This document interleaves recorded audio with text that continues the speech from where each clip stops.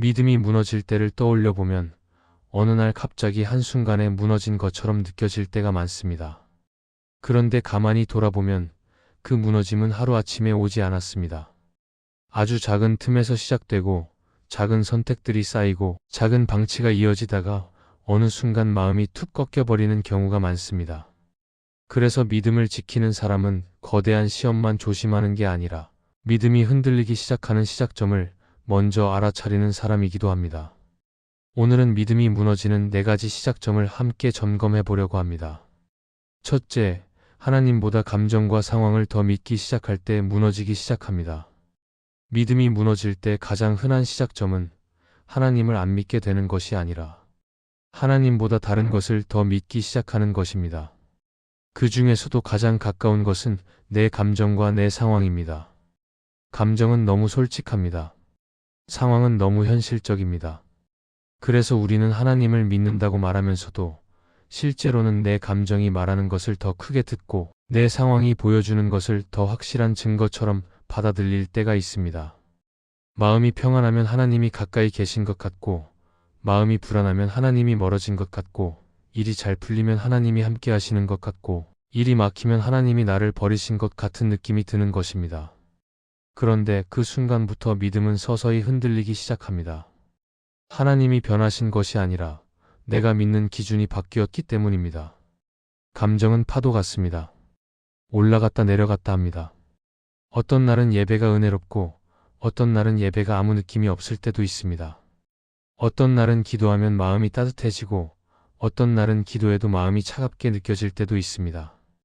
그런데 우리가 감정을 믿기 시작하면 느낌이 없는 날에는 신앙이 없는 것처럼 생각하게 됩니다. 그래서 마음이 차가운 날에는 예배를 피하고 마음이 무거운 날에는 기도를 미루고 상황이 힘든 날에는 하나님이 멀다고 단정해버립니다. 결국 믿음은 하나님 위에 서는 것이 아니라 내 컨디션 위에 서게 됩니다. 그리고 컨디션은 매일 흔들리니까 믿음도 매일 흔들립니다. 민수기 13장에서 이스라엘 백성이 가나안을 정탐한 후 돌아온 장면이 나옵니다.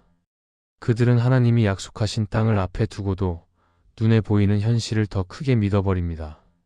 그 땅에는 거인도 있고 성도 견고하고 우리는 메뚜기 같다는 말이 나옵니다. 그 순간 믿음이 무너지기 시작합니다. 하나님이 이미 약속하셨는데도 그 약속보다 눈에 보이는 상황이 더 확실해 보인 것입니다. 그들의 말은 현실적이었고 감정은 두려웠습니다. 그런데 그 현실과 감정이 하나님 말씀 위로 올라오는 순간 믿음은 급격히 약해집니다. 우리도 비슷합니다. 하나님이 분명히 말씀하셨는데 내 상황이 너무 커 보이고 내 감정이 너무 강하게 밀려오면 나는 하나님을 믿는다고 말하면서도 사실은 상황을 믿고 감정을 믿게 됩니다.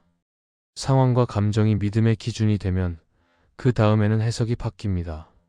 좋은 일이 생기면 하나님이 사랑하신다고 해석하고 나쁜 일이 생기면 하나님이 멀어졌다고 해석합니다. 그런데 하나님 사랑은 좋은 일로만 증명되지 않습니다.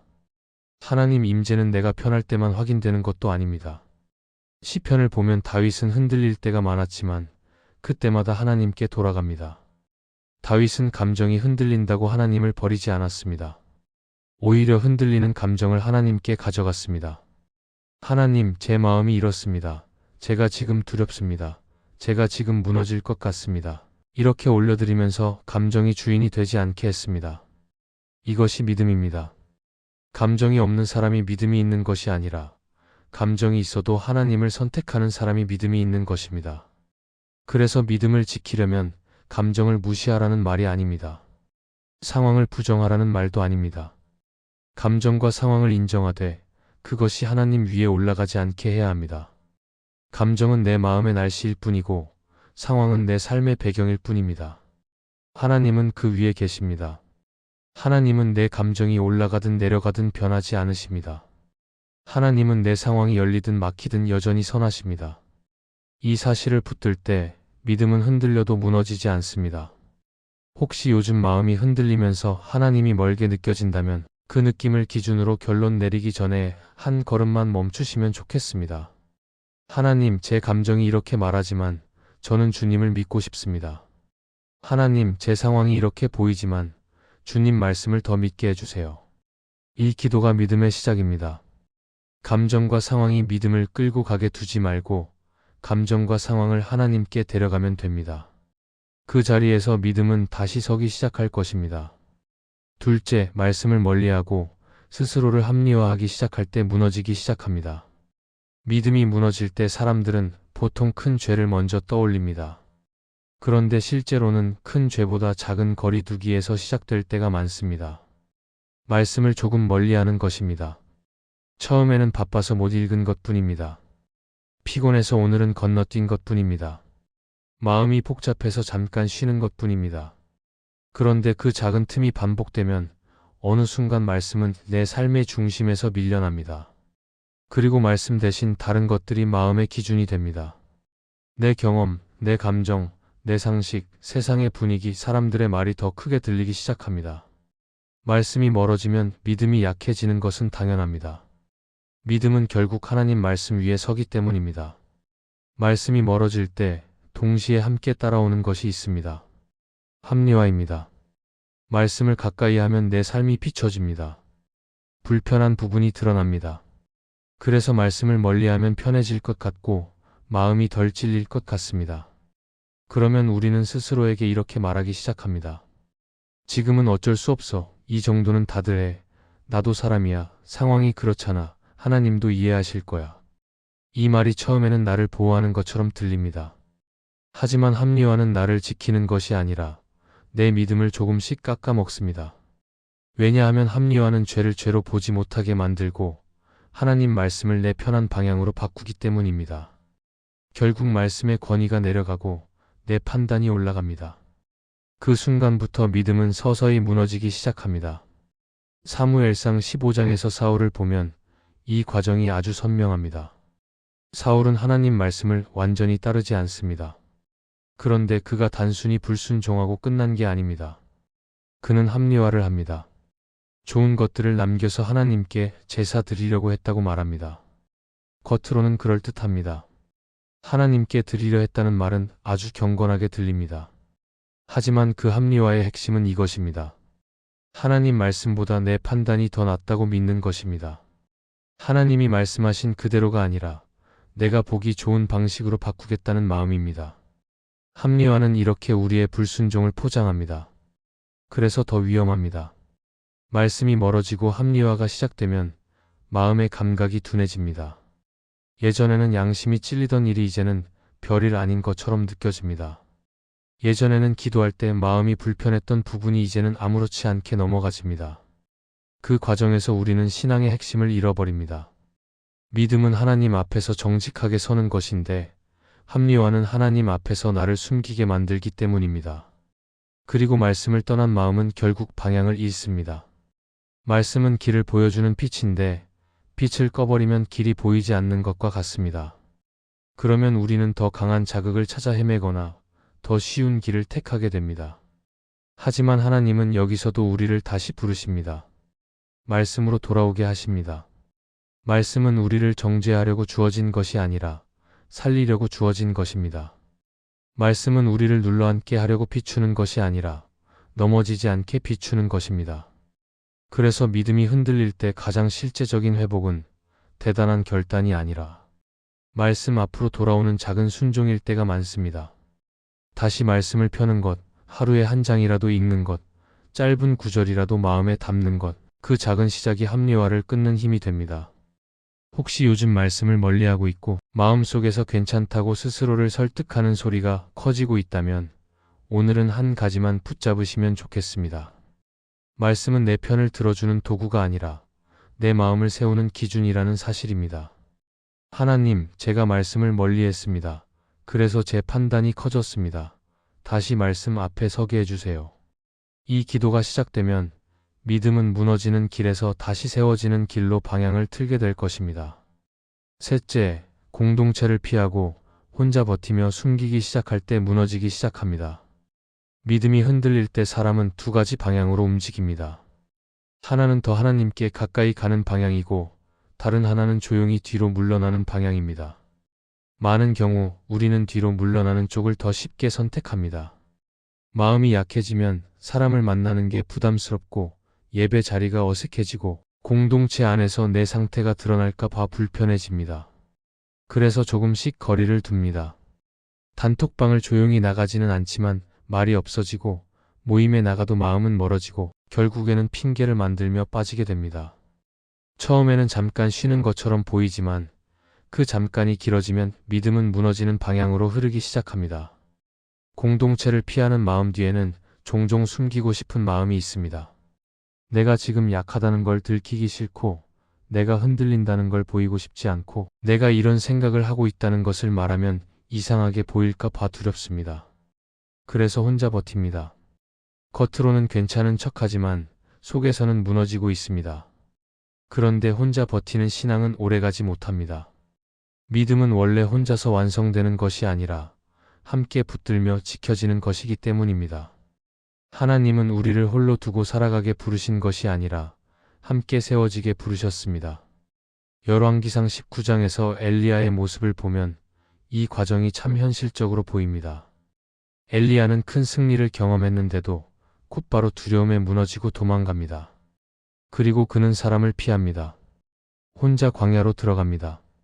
그의 입에서는 이런 말이 나옵니다. 나만 남았습니다. 이 말이 무섭습니다. 실제로는 혼자가 아닌데 마음이 무너지면 사람은 자신이 혼자라고 느낍니다. 그리고 그 순간부터 믿음이 더 급격히 약해집니다. 왜냐하면 혼자라는 느낌은 하나님까지 멀게 느끼게 만들기 때문입니다. 엘리야는 하나님을 떠난 게 아니라 사람을 떠난 것입니다. 그런데 사람이 사라지자 마음은 더 어두워졌고 하나님도 멀게 느껴진 것입니다. 공동체를 피하면 자연스럽게 나를 붙잡아주는 것들이 줄어듭니다. 말씀을 듣는 자리도 줄고 기도하는 자극도 줄고 서로의 믿음을 확인하는 시간도 줄어듭니다. 그러면 내 마음속 생각이 더 크게 울립니다. 원망이 커지고 비교가 커지고 두려움이 커지고 합리화가 커집니다. 누가 내 옆에서 멈춰 세워주지 않으니 내 생각은 계속 한쪽으로만 흘러갑니다. 그래서 공동체를 피하는 것은 단순히 모임을 빠지는 문제가 아니라 믿음의 안전장치를 하나씩 내려놓는 일이 되기도 합니다. 하지만 공동체로 돌아오는 것이 꼭 대단한 용기를 의미하는 것은 아닙니다. 아주 작은 한 걸음으로 시작할 수 있습니다. 모임에 나가서 멋진 말을 하려는 마음부터 내려놓으면 됩니다. 내 상태를 완벽히 설명하려고 애쓰지 않아도 됩니다. 그냥 그 자리에 앉는 것, 말씀을 다시 듣는 것, 함께 기도하는 공간에 몸을 두는 것, 이것만으로도 믿음은 다시 살아납니다. 공동체는 내 믿음을 자랑하는 곳이 아니라 약한 나를 붙들어주는 곳이기 때문입니다. 우리는 강한 사람들만 모이는 공동체가 아니라 붙들림이 필요한 사람들이 함께 모이는 공동체입니다. 혹시 요즘 마음이 약해져서 사람을 피하고 있고 혼자 버티는 쪽으로 가고 있다면 오늘은 그 방향을 아주 조금만 바꿔보시면 좋겠습니다. 하나님, 제가 숨고 싶습니다. 그런데 혼자 버티다 무너지지 않게 해주세요. 다시 공동체 안으로 들어갈 힘을 주세요. 그리고 가능하면 작은 자리 하나라도 다시 붙잡아 보시면 좋겠습니다. 믿음이 무너지는 시작점은 고립에서 시작되지만 믿음이 다시 세워지는 시작점은 함께함에서 시작될 것입니다. 넷째, 은혜보다 성과와 비교로 자신을 판단하기 시작할 때 무너지기 시작합니다. 믿음이 무너지는 가장 조용한 시작점은 하나님이 주신 은혜보다 내가 만들어낸 성과로 자신을 바라보기 시작할 때입니다. 처음엔 신앙 안에서도 열심히 살고 싶은 마음이었습니다. 하나님께 잘하고 싶고 더 쓰임받고 싶고 맡은 일을 잘 감당하고 싶은 진심이었습니다. 그런데 어느 순간부터 마음의 초점이 바뀝니다. 은혜를 누리기보다 성과를 쌓으려 하고 하나님의 평가보다 사람의 평가를 더 신경 쓰게 됩니다. 그렇게 비교가 시작되고 비교가 쌓이면 믿음은 조용히 흔들립니다. 비교는 언제나 시선을 바꿔놓습니다. 하나님을 바라보던 눈이 사람을 향하게 됩니다. 누군가는 더 잘되고 누군가는 더 인정받고 누군가는 더 복을 받는 것처럼 보일 때 마음속에 미묘한 열등감이 피어납니다. 저 사람은 저렇게 잘 되는데 나는 왜 이럴까? 저 사람은 하나님이 더 사랑하시는 것 같아요. 이런 생각이 스며들면 감사가 사라지고 은혜가 작아집니다. 그리고 믿음은 점점 결과 중심으로 흘러갑니다. 나는 이만큼 했는데 왜 응답이 없을까?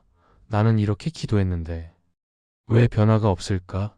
이런 계산이 시작되면 신앙의 기쁨은 금세 무거워집니다.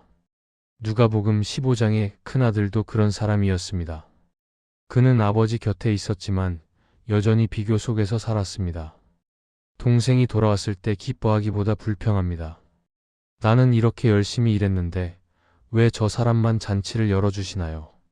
그의 문제는 게으름이 아니라 은혜를 계산하려는 마음이었습니다. 아버지의 사랑을 누리지 못한 이유는 자신을 늘 성과로 판단했기 때문입니다. 그는 아버지의 집 안에 있었지만 마음은 여전히 집 밖에 있었습니다. 우리도 신앙생활을 하면서 이런 모습으로 서 있을 때가 있습니다. 하나님 안에 있지만 하나님 사랑을 기준으로 나를 보지 않고 비교와 성과로 나를 측정할 때 믿음은 이미 무너지기 시작합니다. 팀 켈러는 그의 책 탕부 하나님에서 이렇게 말합니다. 우리가 하나님께 순종하는 이유가 사랑이 아니라 보상이라면 우리는 하나님이 아니라 자신을 섬기고 있는 것이다. 이 말은 깊이 들어올 때가 있습니다. 내가 순종하는 이유가 사랑 때문이 아니라 더 좋은 결과를 얻기 위함이라면 내 믿음의 중심은 이미 하나님에게서 벗어나 있는 것입니다. 하나님은 우리의 순종이 완벽하길 바라지 않으십니다. 대신 우리의 시선이 다시 하나님께 돌아오길 바라십니다. 비교를 멈추고 성과를 내려놓고 하나님 사랑 안에 서는 자리로 돌아오길 원하십니다. 은혜보다 성과를 더 붙들면 마음이 점점 메말라갑니다. 해야 하는 일은 많고 결과는 더디게 보이고 주변 사람들은 잘 되는 것처럼 보입니다. 그러면 신앙이 의무가 되고 기쁨이 사라지고 결국 피로감만 남습니다. 그런데 하나님은 그 피로한 마음을 통해 우리를 다시 부르십니다. 하나님은 그만해라. 이제는 나를 바라봐라라고 말씀하십니다. 성과가 아니라 사랑으로 사는 자리, 경쟁이 아니라 은혜로 사는 자리를 회복시키십니다. 혹시 지금 마음이 지치고 내가 잘하고 있는지 모르겠고 내 신앙이 의미 없어 보인다면 오늘은 이렇게 기도해 보시면 좋겠습니다. 하나님, 제가 비교 속에서 흔들렸습니다. 은혜보다 성과를 붙잡았습니다. 다시 주님의 사랑 안에 머물게 해주세요. 하나님은 그렇게 우리의 시선을 다시 자신에게로 돌리시며 무너진 믿음을 다시 세우실 것입니다. 하나님 사랑 안에 서는 순간 비교는 멈추고 마음은 다시 자유를 얻게 됩니다. 이 말씀이 마음의 은혜가 되셨다면 좋아요와 구독으로 함께 해주세요. 그리고 댓글에 아멘이라고 남겨주시면 하나님의 은혜가 더 많은 사람들에게 전해질 것입니다. 여러분의 삶 위에 하나님의 은혜가 언제나 함께 하시기를 바랍니다.